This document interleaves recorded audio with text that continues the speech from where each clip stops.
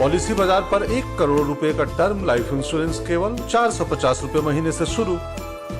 वाह! नमस्कार, city centre show में आपका स्वागत है। मुंबई से मैं हूं पूजा भारद्वाज और इस वक्त मैं मौजूद हूं मुंबई के साइन इलाके में सोमैया ग्राउंड के अंदर, जहां पर कांग्रेस के 138वें स्थापना दिवस के मौके पर एक बड़ी सभा का आयोजन हुआ था। कारण ये भी है कि 1885 में आज ही के दिन 28 दिसंबर को जो कांग्रेस की नींव है वो यहीं पर मुंबई में रखी गई थी, इसलिए यहाँ के लिए ये सभा बेहद अहम थी, जहाँ पर तमाम कार्यकर्ताओं को पार्टी के अलग अलग जगहों से बुलाया गया था। यहाँ पर खचाखच भीड़ थी 3 बजे के आसपास, क्योंकि सभा की शुरुआत 3 बजे होनी थी, लेकिन 5:30 से 6 बजे के करीब तमाम नेता जब मंच पर पहुंचते हैं तब तक ये जो पीछे का हिस्सा आप देख रहे हैं ये लगभग खाली हो चुका था। कतार में लगकर लोग यहां से निकल रहे थे। मल्लिकार्जुन खड़गे जो कि राष्ट्रीय अध्यक्ष हैं नए नवेले पार्टी के, जब वो मंच पर बोलने जा ही रहे थे तब तक ये पीछे का हिस्सा पूरा खाली हो चुका था। और जब सभा खत्म हुई तो चर्चा में वो तस्वीरें रही कि 80% जो कुर्सियां हैं सभा की खाली हो चुकी थी।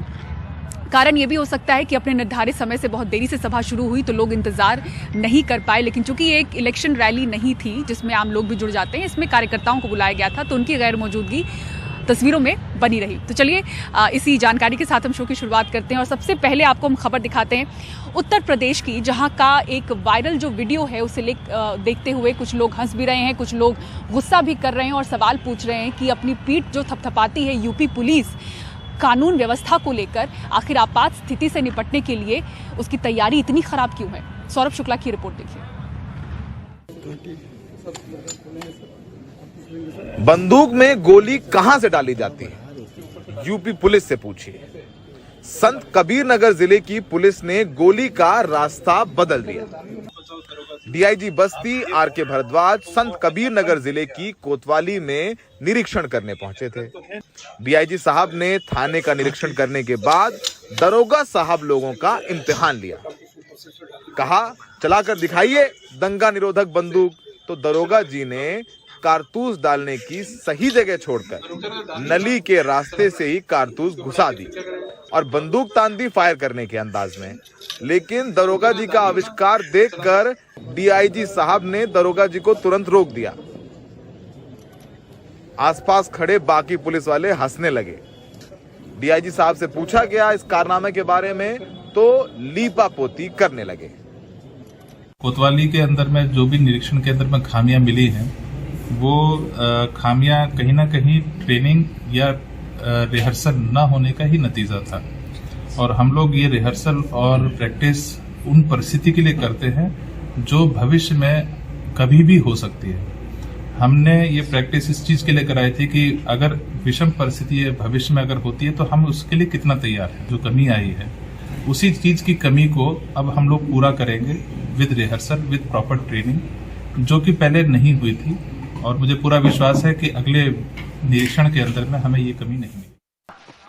वैसे मुठभेड़ में उस्ताद यूपी पुलिस की ठाएं ठाएं आपको जरूर याद होगी।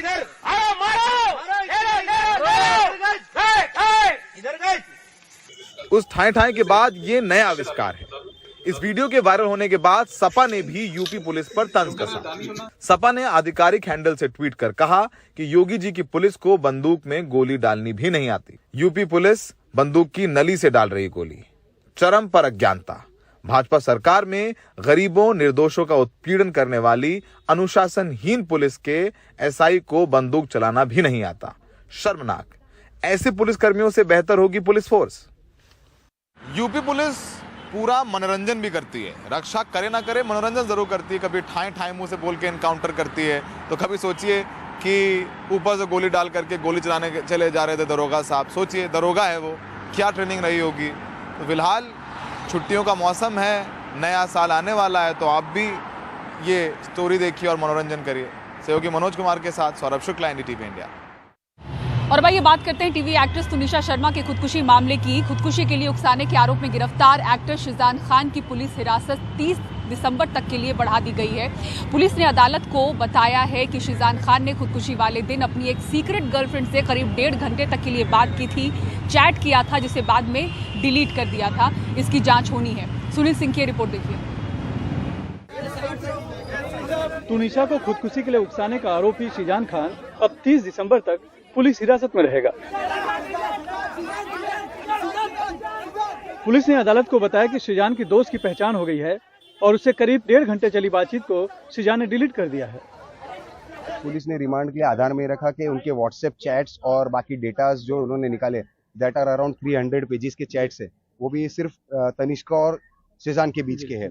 और कुछ चैट जो ऐसा बोला जा रहा है कि एक लड़की थी जो उनकी गर्लफ्रेंड थी, ऐसा पुलिस का और रिमांड रिपोर्ट में ऐसा बोलना है कि उनकी कोई गर्लफ्रेंड थी, तो उसके भी चैट डिलीट कर दिए गए थे। तो अभी उस विषय पे चैट पे इन्वेस्टिगेशन चल रही है मेरे यहाँ से, ऐसा बोला जा रहा है। पुलिस ने भी आज रिपोर्ट में यही बोला कि जो चैट डिलीट किए गए हैं वो करीबन लड़की की मृत्यु के 1-1.5 घंटे पहले ही डिलीट किए गए। तो उसका कारण क्या था? तुनिशा शर्मा की मां के बाद अब मामा ने भी न्याय की गुहार लगाई है और मामले के लव जिहाद के एंगल से भी जांच करने की मांग की है। कई एंगल इसमें आ रहे हैं, अलग अलग बातें उठ रही हैं, लव जिहाद की बातें हो रही हैं, तुनिशा दबाव में भी थी, कुछ बातें हो रही हैं, तो उस पर आप कुछ कहना चाहेंगे? मुझे लगता है उस एंगल से भी जांच होनी चाहिए। क्योंकि उसके बिहेवियर में काफ़ी चेंजेस देखने को मिले थे पिछले 1-1.5-2 महीने से। उस एंगल पे भी जांच होनी चाहिए। हालांकि बचाव पक्ष के वकील ने दावा किया कि सृजान का परिवार खुद भी चाहता है कि मामले की सच्चाई सामने आए, इसीलिए हमने पुलिस हिरासत बढ़ाए जाने का विरोध नहीं किया। लेकिन जहां तक लव जिहाद का आरोप है, पुलिस उसे पहले ही खारिज कर चुकी है। लव जिहाद का मामला ऑलरेडी पुलिस ने क्लियर कर दिया है, आप वो देख लीजिए। इस केस को लव जिहाद से इनकार कर दिया है कि ये एंगल लव जिहाद का नहीं है। तुनिशा शर्मा खुदकुशी मामले की जांच कर रही वाली पुलिस अभी तक किसी नतीजे पर नहीं पहुंची है। हालांकि उसने ये भी साफ किया है कि अभी तक की जांच में किसी भी तरह की कोई साजिश या गड़बड़ी उसके सामने नहीं आई है। अब पुलिस की जांच का सारा दारोमदार सृजान के फोन से बरामद तकरीबन 300 पन्नों के चैट और डेटा के एनालिसिस के साथ साथ उसकी पूर्व गर्लफ्रेंड के साथ किए हुए चैट जो कि डिलीट कर दिए गए हैं, उसे रिट्रीव करने पर है। वसई से कैमरामैन संजय मंडल से सुनील सिंह, NDTV इंडिया के लिए। और अब आइए आपको एक वायरल तस्वीर दिखाते हैं नोएडा से, जहां एक सोसाइटी में काम करने वाली एक मेड के साथ मारपीट का वीडियो वायरल हो रहा है। लिफ्ट में लगे कैमरे में शेफाली कौल नाम की एक महिला अपनी घरेलू सहायिका के साथ मारपीट करती हुई दिख रही हैं। आरोप ये भी है कि इस लड़की को आरोपी महिला ने जबरन अपने घर में रखा हुआ था। घटना के बाद से ही महिला फरार है। पुलिस ने आरोपी महिला के खिलाफ मामला दर्ज कर छानबीन शुरू कर दी है। जिनके साथ मारपीट हुई उनसे बात की हमारे सहयोगी सौरभ शुक्ला ने। अनीता बताइए, कब से काम कर रही थी आप उसके यहाँ पे? अप्रैल से 14 अप्रैल से काम कर रही थी। 24 घंटे का 24 घंटे का वहीं रहती थी? जी वहीं पर रहती थी। ठीक है, तो 24 घंटे से वहीं रह रही थी आप? जी मुझे वहाँ पर रहे 10-15 दिन हुए थे। उस दिन से मुझे मारना शुरू कर दिया था उन्होंने। हर रोज़ मुझे मारती थी। रात को 12-12 बजे तक बर्फ़ के पानी से नहलाती थी और छोटी छोटी बात पे हर रात मुझे मारती थी। चाकू से मारने की कोशिश की उन्होंने कई बार। मेरा गला भी दबा दिया था कई बार और मेरा दांत भी तोड़ दिया। दांत भी तोड़ दिया? जी दांत। गर्दन पे भी देखिए, थोड़ा गर्दन ऊपर करिए, देखिए गर्दन पे निशान है चोट के। ये चाकू मारा आपके? चाकू नहीं, नाखूनों के निशान। नाखून से मारा? गला दबा रही थी? गला दबा रही थी मेरा। अच्छा, ये कान पे क्या किया आपके? चप्पल से मारा कानों पे। कान पे चप्पल से मारा? जी।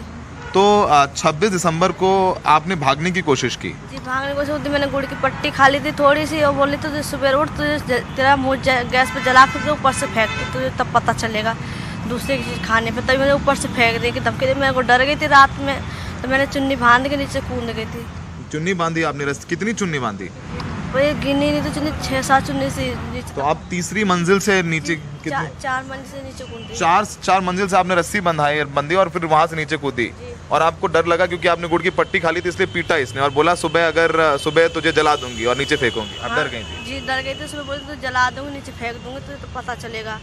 तो मैं डर गई थी। रात को मेरे को तभी फेंकने की धमकी दी तो मैंने डर गई थी और मैं नीचे कूदने की रस्सी बना के। अच्छा, तो नाराजगी किस बात पे थी आपसे? क्या समस्या क्या थी उसकी आपसे? वो तो मुझे पता, हर छोटी छोटी बात पर टॉर्चर करती थी। खाना में बनाने लेट हो जाता तो उस बात पे, चाय दाने 2 मिनट लेट हो जाता उसी बात पर गाली गलौज। चाय में लेट हो गई तो गाली गलौज, मारपीट, कुछ टाइम पर कोई चीज़ नहीं मिलती तो तब भी गाली गलौज देती थी। अब खाना जो झाड़ू मार कूड़ा रहेगा तो उसे लात घुसे मारती थी पीछे से। झाड़ू कूड़ा रह गया झाड़ू मारने में तो है। झाड़ू मारने बर्तन में थोड़ी गंदगी के रहते तो पतीला उठा के सर पे मारती थी। फिलहाल अनीता आपके सामने है और इनकी जो चोटें हैं वो इनके साथ की गई यातनाओं की तस्वीर सबको बयां कर रही हैं। सहयोगी मनोज ठाकुर के साथ सौरभ शुक्ला, NDTV इंडिया। और अब आइए बात करते हैं ट्रैवल एजेंट्स की, जिनके चक्कर में फंसकर अवैध तरीके से कई लोग विदेश जाते हैं और फिर वहां पर फंस जाते हैं। जंगलों या फिर दुर्गम रास्तों से होते हुए अलग अलग देशों में ये प्रवेश करते हैं। इस दौरान कईयों की मौत भी हो जाती है। देखिए स्पेशल रिपोर्ट।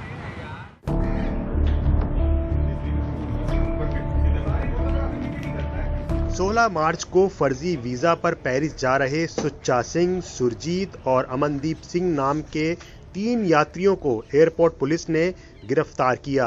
ये लोग गुरविंदर और संदीप नाम के ट्रैवल एजेंट के संपर्क में थे। उसने 15 लाख रुपए के हिसाब से इन तीनों को फ्रांस का वीजा दिलाने का भरोसा दिया और डील 45 लाख रुपए में तय की गई। 5 लाख रुपए एडवांस लेने के बाद इनको फर्जी वीजा दिया गया, जिसके लिए इन्होंने दिल्ली के रहने वाले गौरव गोसाई से संपर्क किया, जो एक अंतर्राष्ट्रीय मानव तस्करी का रैकेट दुबई में बैठकर चलाता है। ये फिर भी किस्मत वाले थे जो यहीं गिरफ्तार हो गए, वरना किसी भी कीमत पर विदेश जाने की कोशिश में हजारों लोग अपने लाखों करोड़ों रुपए गंवा देते हैं और एजेंट उनको डोंकी ड्रिल के जरिए एक ऐसे सफर में निकाल देते हैं जिसका अंत बेहद खौफनाक होता है। इस सिंडिकेट का एक संस्थागत ढांचा बना हुआ है जो पूरी दुनिया में फैला हुआ है। मैं तो ये सजेस्ट करूंगा, कभी भी बिना अपने जाए, कभी भी एम्बेसी में या वीएफएस के पास अथॉरिटी होती है जो ये वीजाज प्रोसेस कराते हैं, तो वीएफएस में जाए बिना, क्योंकि वहाँ फिंगरप्रिंटिंग होती है, वहीं आपकी फोटो ली जाती है, वहाँ से आपसे साइन कराए जाते हैं। बिना जाए अगर कोई आपको प्रॉमिस करता है कि आपको वीजाज मिलेंगे, तो वो बिल्कुल फेक प्रॉमिस है, ऐसा पॉसिबल नहीं है। दिल्ली पुलिस ने जब इन एजेंट्स से पूछताछ शुरू की तो इस सिंडिकेट से जुड़े एक के बाद एक नाम सामने आने लगे और पुलिस ने उन कड़ियों को जोड़ा जो पुलिस के हाथ फर्जी वीजा बनाने वाले गुजरात के भाव सिंह और प्रतीक शाह तक पहुंचे, जिनके पास विदेश जाने वाले यात्री की जानकारी और फोटो व्हाट्सएप पर भेजी जाती, जिसके बाद ये दोनों यात्री की फोटो लगाकर फर्जी वीजा तैयार करके कुरियर के जरिए वीजा यात्री के घर भेज देते थे। पिछले 2-3 वर्षों में ऐसे कई एजेंट्स और मुसाफिर पकड़े गए हैं। जहां पिछले साल 2021 में दिल्ली एयरपोर्ट से 72 एजेंट गिरफ्तार किए गए, वहीं 2022 में गिरफ्तार हुए एजेंट की संख्या 104 पहुंच गई, जबकि 2022 में 313 ऐसे यात्रियों को पकड़ा गया जो अवैध तरीके से विदेश जा रहे थे। हालांकि फिर भी सैकड़ों लोग विदेश जाने में कामयाब रहे, जबकि डोंकी ड्रिल के जरिए बाहर जाने की कोशिश में कटीले तारों, बर्फीले रास्तों और दीवारों को फलांगते हुए कई लोगों की मौत हो गई। गुजरात के एक परिवार की ऐसे ही रास्ते से निकलते वक्त मौत हो गई थी। फर्जी वीजा के जरिए विदेश जाने वाले अपनी गाढ़ी कमाई तो खो ही देते हैं, कई बार वो सलाखों के पीछे भी चले जाते हैं और कई बार ऐसा भी होता है कि डोंकी ट्रेल के जरिए यात्रा करते समय उनकी मौत तक हो जाती है। ऐसे में ऐसे एजेंटों से सावधान रहें जो फेक वीजा के जरिए लोगों को विदेश भेजते हैं। नई दिल्ली से मुकेश सिंह सेंगर, एनडीटीवी इंडिया। गृह मंत्री अमित शाह के हस्तक्षेप के बावजूद महाराष्ट्र और कर्नाटक सीमा विवाद पर बीजेपी शासित दोनों ही राज्यों से बयानबाजी लगातार जारी है। दोनों ही राज्यों ने इसको लेकर प्रस्ताव पारित किया है। बेंगलुरु में भी इसका असर दिखा, जहां महाराष्ट्र के नेताओं के पुतले जलाए गए। कांग्रेस पूछ रही है कि आखिर अमित शाह के बयान को गंभीरता से कोई क्यों नहीं ले रहा। बेंगलुरु के मैसूर बैंक सर्कल पर महाराष्ट्र के मुख्यमंत्री एकनाथ शिंदे का पुतला दहन। बेलगावी पर महाराष्ट्र के दावे और इसके लिए प्रस्ताव पारित करने से कन्नड़ा संगठन नाराज है और हंगामा विधानसभा में भी हुआ। अपनी राजनीति चमकाने के लिए बयानबाजी करना और प्रस्ताव पारित करने की आदत है महाराष्ट्र की। हम अपने फैसले पर कायम हैं। कर्नाटका की 1 इंच जमीन भी नहीं देंगे। महाराष्ट्र में शिवसेना और बीजेपी गठबंधन की सरकार ने प्रस्ताव पारित किया। इससे पहले कर्नाटक की बीजेपी सरकार ने अपनी दावेदारी का प्रस्ताव विधानसभा में पास किया। इस पर कांग्रेस ने चुटकी ली, ट्वीट कर पूछा, क्या अमित शाह के बयान का कोई महत्व नहीं है? दोनों राज्यों के नेताओं की तरफ से हो रही बयानबाजी और सीमा विवाद की वजह से बढ़ते तनाव को देखते हुए गृह मंत्री अमित शाह ने 14 दिसंबर को उच्च स्तरीय बैठक भी की थी। और दोनों राज्यों के मुख्यमंत्रियों को बयानबाजी से बचने के निर्देश दिए थे। जब तक सुप्रीम कोर्ट का इस बारे में निर्णय नहीं आता, कोई भी राज्य इसके बारे में एक दूसरे राज्य पर क्लेम या तो डिमांड जनरेट नहीं करेगा। इस चेतावनी के बावजूद दोनों राज्यों ने अलग अलग समय पर प्रस्ताव पारित किए और बयानबाजी का सिलसिला थमने का नाम नहीं ले रहा। बॉक्साइट की खान बेलगावी की अहमियत बढ़ाती है। कर्नाटक में बेलगावी बॉक्साइट का सबसे बड़ा उत्पादक है। महाराष्ट्र और कर्नाटक के बीच सीमा विवाद दशकों पुराना है, लेकिन चुनाव के वक्त मुद्दा गर्माता है। कर्नाटक में विधानसभा चुनाव नजदीक है, ऐसे में शोला एक बार फिर भड़काया गया है। बेलगावी से ब्यूरो इनपुट्स के साथ Nihal Kidwai, NDTV India. Congress party अपने 138 साल पूरे होने पर समारोह मना रही है और इसी दौरान राहुल गांधी की भारत जोड़ो यात्रा भी चल रही है। अब पार्टी ने एक वीडियो जारी कर आरोप लगाया है कि दिल्ली में भारत जोड़ो यात्रा के दौरान सुरक्षा में चूक हुई। देखिए रिपोर्ट।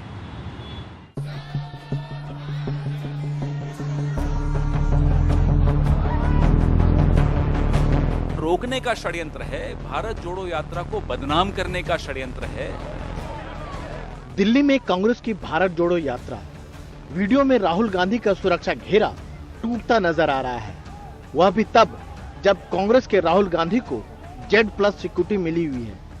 कांग्रेस आरोप लगा रही है कि पुलिस की लापरवाही से बदरपुर बॉर्डर और लाल किले के पास अफरा तफरी फैली। इसलिए कांग्रेस ने केंद्रीय गृह मंत्री को चिट्ठी लिखी है। हमारे महासचिव जो हैं वेणुगोपाल जी, उन्होंने एक पत्र लिखा है अमित शाह जी को। उसमें 2-3 उदाहरण दिए हैं कि कैसे फरीदाबाद में हमारे कंटेनर्स में IB के लोग घुस रहे थे, रंगे हाथों पकड़े गए, FIR हुई, कोई कार्रवाई नहीं हुई। फिर कैसे दिल्ली में भारत जोड़ो यात्रा जब आई तो कोई व्यवस्था नहीं दिखी, क्योंकि सरकार पिछले 3 महीने से लगातार षड्यंत्र रच रही है। इस यात्रा को या तो बदनाम करने का षड्यंत्र या यात्रा को रोकने का षड्यंत्र।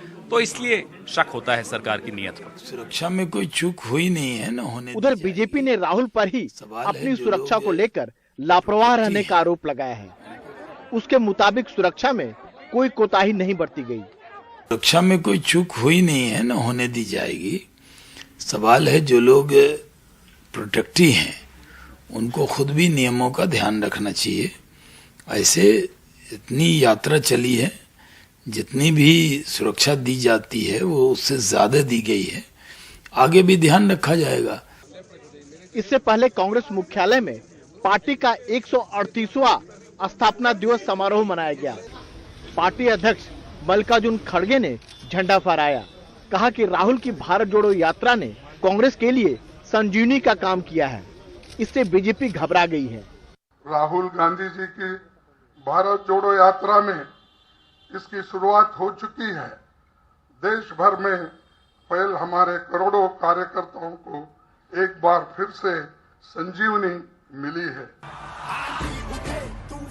अब 3 जनवरी से कांग्रेस की भारत जोड़ो यात्रा यूपी में प्रवेश करेगी, जहां हरियाणा होते हुए जम्मू कश्मीर जाएगी।